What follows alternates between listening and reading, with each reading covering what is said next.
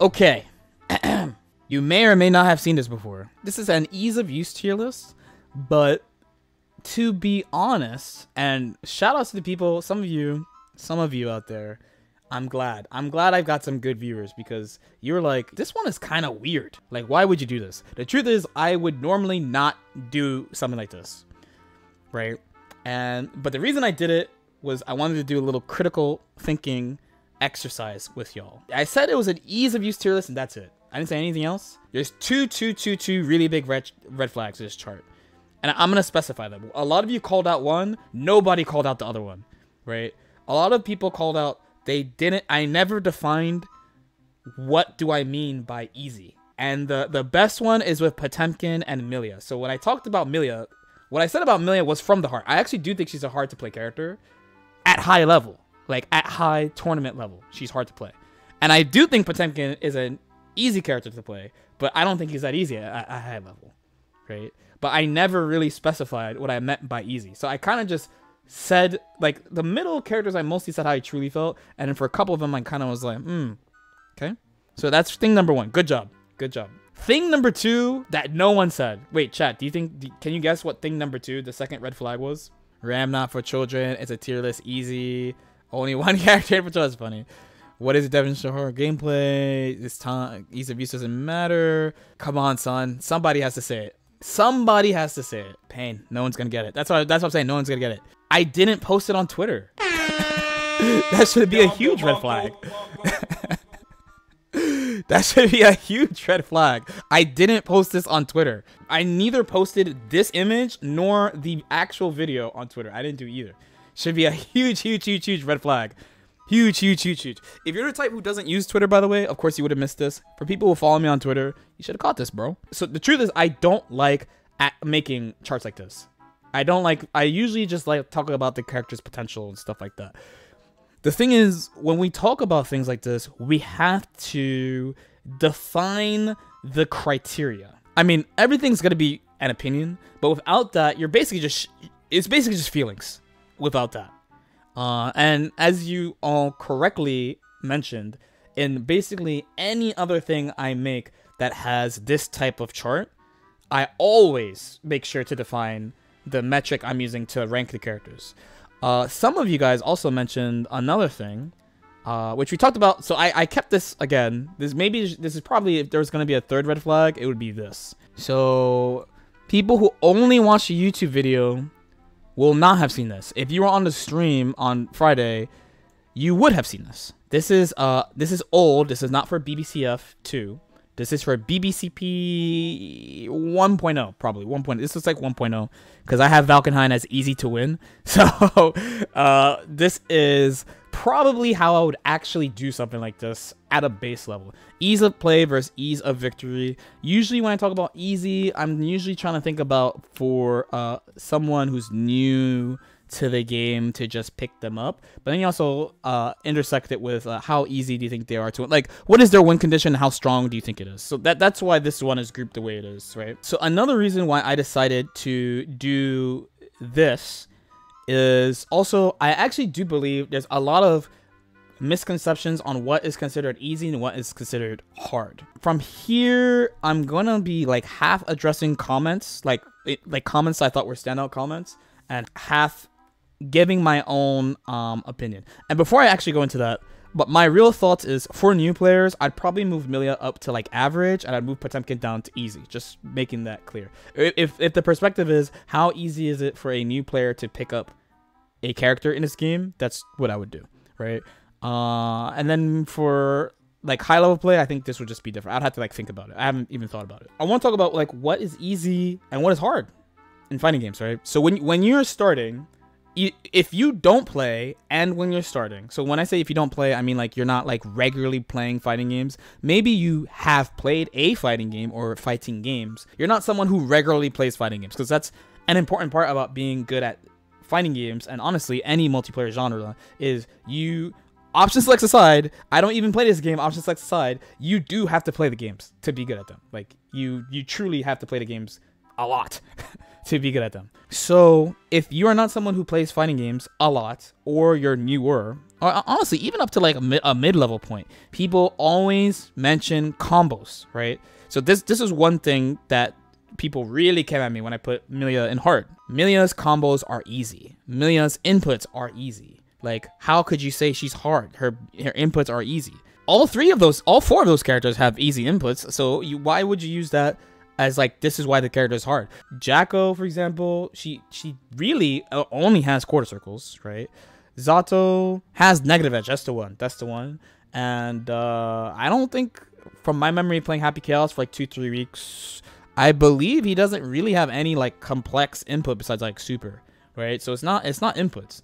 People will usually go to combos after that. When you're new to fighting a game, the first thing that's hard for you to do are motion inputs, combos. So this is something that was repeated a lot. So here's a comment I got, which is half good stuff. You'll see. I'll go into it. Let me read it first. I think you look at Milia too much from a high level perspective, while others you mostly talk about just picking them up. Like how with Potemkin, it's easy to just Garda and Pop Buster. You don't have to worry too much about consistent card canceling.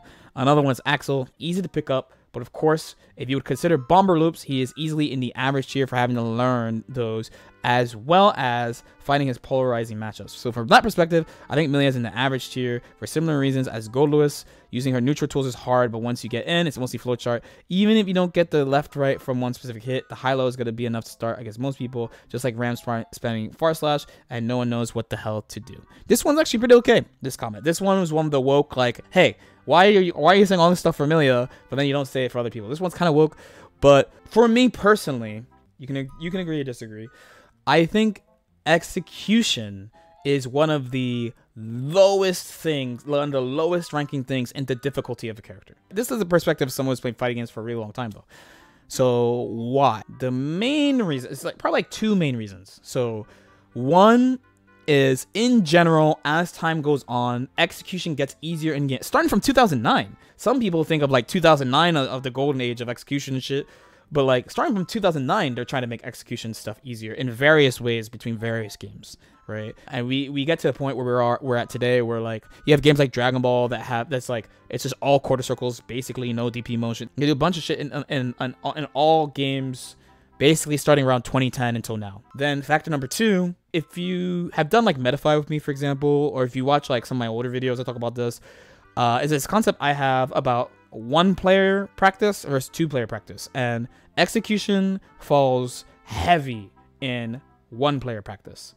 Of like, you literally, it's like some MMO shit. You literally just sit there and practice it and you'll get it. The main thing that's stopping you is essentially patience, frankly. Let's say something else that's, by the way, that is one player, but I think it's harder, right? So planning your set play. I'm not even going to use Milia as an example. Let's use Faust, okay?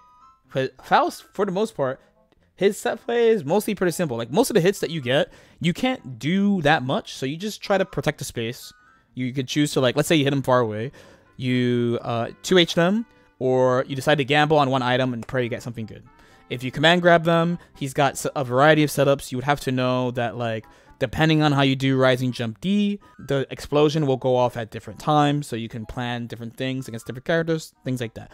This takes like a little bit more than just literally rote grinding of just like repeating input over and over and over until you do it. Just side note, the definition of set play has been beyond corrupted. So it's not just like, oh, you're knocking down, mixing them. It's you're planning on what to do by character for a situation. That's really what it is. So when people are like, man, this character's card is hard because their combos are hard, especially in modern day fighting games, I'm mostly like, no, right? For the Axel example, by the way, I have tightened my Durag. You can find matches of me right now on YouTube. Right fucking now of me playing Axel. I'm 99% sure. Wait, I should actually probably confirm that this is true, but I'm pretty sure this is true. Look at that. LordKnight Axel versus Chip. Boom, right there. Boom, shakalaka. See? I mean, you guys on stream already know that I'd be playing mad characters though. But honestly, overall good comment. Comment number 2 I wanted to address, right? This feels like a tier list made by someone who doesn't play these characters. Potemkin isn't that easy to use. Mei is a charged character. Anji's literally known for being Unga Bunga mix of character, yet he's near the top. How?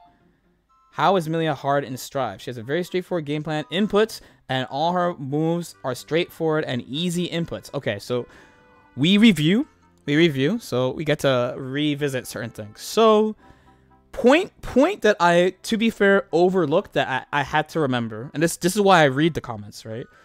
For new people, charging is hard. Even though I think if you're a new player and you want to play a charge character but you're scared of it, don't be scared. Don't be scared. Believe in yourself. I have a video on how to do charges. It's really not that hard. I believe in you. Believe in yourself as a gamer, bro. If you can beat secret Kingdom Hearts bosses and Ruby Weapon in Final Fantasy 7 and shit, and like savage challenges in Final Fantasy 14, you know, maddening and fucking Fire Emblem, you can do a charge input. I believe in you. The Anji part was a little weird. Anji is known for being Unga Bunga mix-up character. Where are my Anji players in chat? Anji players, please stand up. Anji is literally known for being an Unga Bunga mix-up character, yet he's near the top. Yeah, I think he means he thinks Anji is easier because they think Anji is Unga because he has more on Milia. I mean, compared to the pure attrition it takes just to play the other most difficult character in the games in an optimal state, which is why no one sticks with them. Milia, you could just play like any other rush down character. You hate to see it. You hate to see it. You hate to see it. You hate to see it. Another one. You can learn the optimal stuff, but you don't have to. Well, I guess every character is easy then with that mindset from LK. Signed, Salty Potemkin made. First of all, shout out to you, bro. This made me giggle.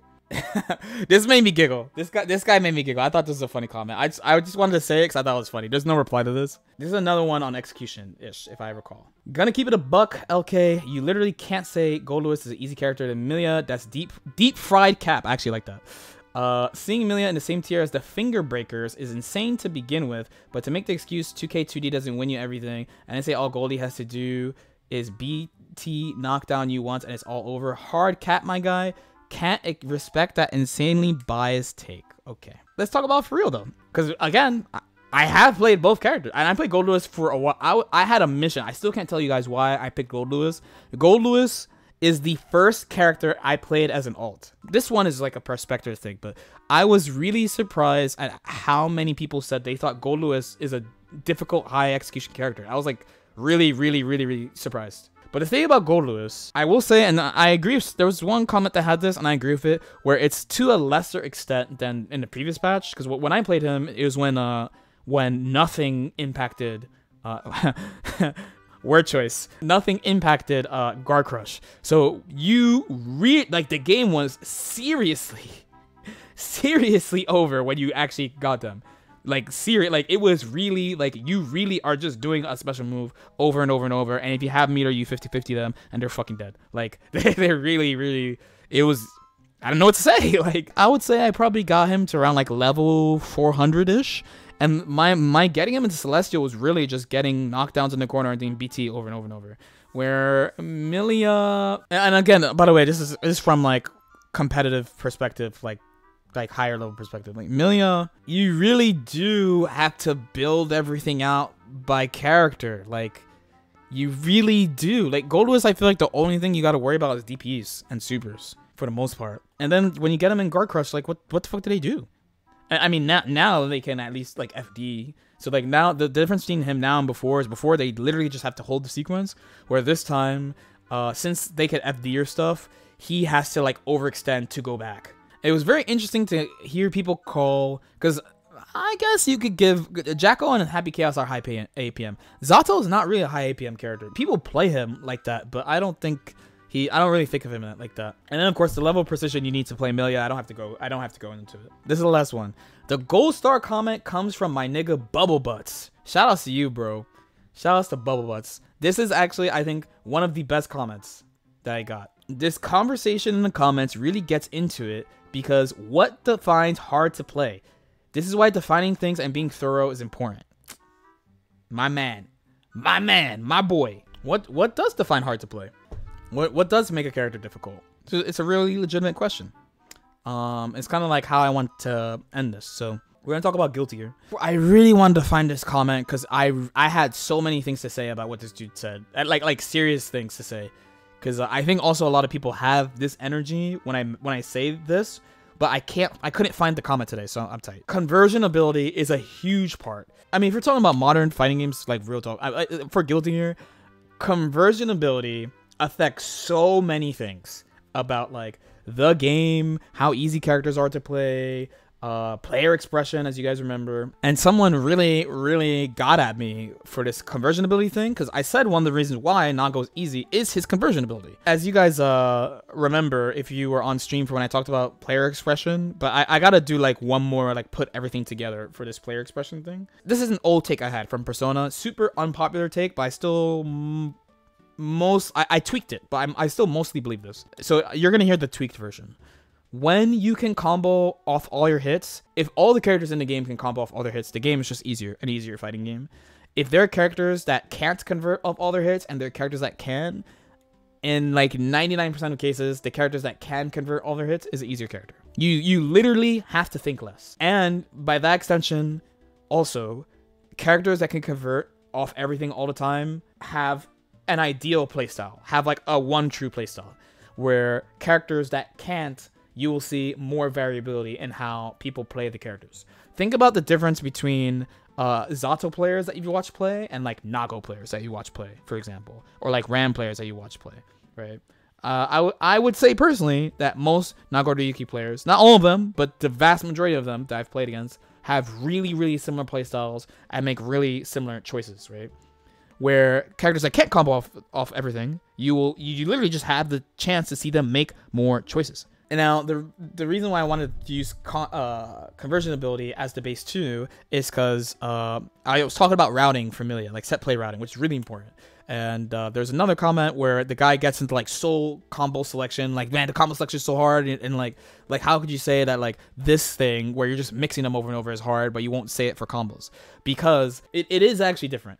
Combos goes back all the way back to what we talked about execution. Combos are one player shit. Once you hit them, the only real variants are going to be just like for things about like maybe the character's weight, positioning, to get them in the situation that you want them to be in. Which in Soul's case specifically too, because he's not a set play character. He wins by poke throw. He just wants to knock you down and pull up and hit you with the close slash or like Fafnir or whatever he feels, safe jump if he has to, whatever. When you're thinking about routing, it's not just the combo, it's the situation that's after that's more important. So you have to pay attention to a bunch of shit. How much resources they have, where are you on the screen, what options do they have, supers, DPs, what's your countermeasures for those, how willing are you to hedge the bet, aka do something safe or do something that's unsafe, how willing are you to sacrifice damage to get a better situation. It certainly is simpler in this game compared to Exert at a baseline, but there's the big variable of the wall too, of like, what do I want to do and why, in order to make sure that I keep my turn and push it the best that I can, because that's the time where Milia is the best. Conversion ability is the one. There's no like clearer thing to me. Not inputs, not execution, not combos, none of that stuff. It's how much can your character do combos into shit. Like how many hits can your character get that lead into combos. It was a big deal in Exert. It's a big deal in this game. It's a big deal in every fighting game. Probably the number one factor. I can list on one hand. There are God knows how many fighting games. I can list on one hand how many characters actually gatekeep you. Not counting like Negative Edge. I think Negative Edge is a gatekeeping mechanic, so I'm not gonna count them. But how many characters actually just straight up, truly gatekeep, even if you practice. That's what I mean. Because I think you can overcome a lot of this stuff by practicing. But there's stuff like XX Eno with the 6/6 FRC. Not a lot of people can do that. Fate Unlimited Codes, Assassin. That's another character. Gate kept by execution. In theory, El Fuerte SF4. Gate kept by execution. Does that mean that DBFZ has all easy characters? I think Dragon. I basically think there's only like really one or two actual difficult characters in Dragon Ball. I think most of the characters in Dragon Ball are really easy to play. The main difficulty of Dragon Ball is that characters are missing tools on purpose. So the hard part about Dragon Ball is getting the characters to work together well, where individually the characters are all pretty easy to play. So for Melty Blood, a lot of characters are really fucking easy to play. So some characters are, and by the way, I did compare Melty Blood and Dragon Ball before Type Lumina came out. A lot of characters have like a universal theme, so that if you learn one basic character, you can play like half the cast. Like you literally can just play them. Like for example, yeah, I'll use myself example. I was gonna use Scraw as an example, but he still like plays CC really hard. Like I am Omega rusty at Melty, but someone who plays other fighting games but not Melty doesn't fucking stand a chance against my random select. My random select. That's how similar, at a base level, by the way, at a base level, how similar the characters are to each other. It's not the only thing that determines the difficulty of the characters and the game overall, but it's a really, really, really huge factor. It's a massive, massive, massive, massive factor, in my opinion. And again, as an extension, I think when you can convert all your hits into combos, into ideal situations, like win conditions, I feel like there is an optimal way to play the character. I think when you can't combo off all your hits, then the discussion of like what's the best way to play is way more open. I don't get what this list is for exactly. Is it like for getting for Celestial, pick up and play, easy for beginner, winning tournaments? It's for nothing. This is a bullshit list. Frankly, this is a bullshit list mostly. It was not defined. I did red flag stuff that I don't normally do on purpose with this list, because I wanted to have this more open discussion about like easy. I forgot to mention this, and I wrote it in my notes and I didn't say it, but to be honest, like I feel like an ease of use tier list basically is for somebody who is either super indecisive or lost about who to play. Because truly, if you're new, the best character for you is the character that you like. Because first of all, everything's going to be hard for you if you're new. Frankly, there's going to be easier things to do, but like basically everything's going to be harder to start. If you pick someone, because this is okay, it's less of a problem in Stry, but big problem in Exerd. If you pick someone that people say are easy to ease you in the game and then to switch to your main, you wasted a lot of time. Frankly, you wasted a ton of time. People used to say like, oh, play Kai because it's easy and then switch to your main, but then now you got to reset in a game where it's like it's not easy to pick up characters in fucking Exerd. It really is not easy. The ease of use rating in this game is pretty bad. Honestly, overall, it's not too bad. It's okay. They did a decent job. Because, by the way, in the hard category, because for the people who came at Milia is a 2-star. I know everyone's rating. Milia is 2-star difficulty, so the game says she's hard. It's not me, it's the game. Happy Chaos is 2. Jacko is 2. Zato is the only character in the game that's 1. They're like negative edge? No way. We don't trust gamers.